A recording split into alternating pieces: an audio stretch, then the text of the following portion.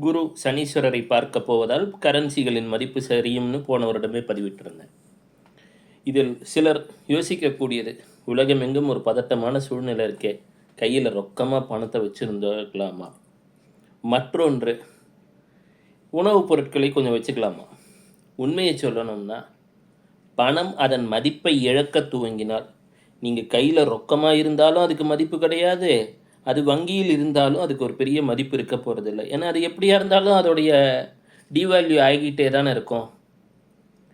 இதில் மற்றொன்று, உணவுப் பொருட்களும் ஒரு சில நாட்கள் தான் வச்சுருக்க முடியும். இங்கே தேவை என்பது நம்ம ஸ்கில் செட்டை வளர்த்துக்கணும். ஓரளவுக்கு குடிக்கிறதுக்கு தண்ணி வசதி இருக்கணும், ஒரு துணி இருக்கணும். இதெல்லாம் தான் சர்வைவல் கிட்டு. இங்கே பணம் என்பது கூட வருங்காலத்திலே மதிப்பற்றதாக மாறிவிடும். ஏனென்றால் அது வெறும் ஒரு தாள் என்ற ஒரு புரிதல் மக்களுக்கு ஏற்பட்டுவிடும். இங்கே நிற்கக்கூடியது உங்கள் திறன்கள் மட்டும்தான்.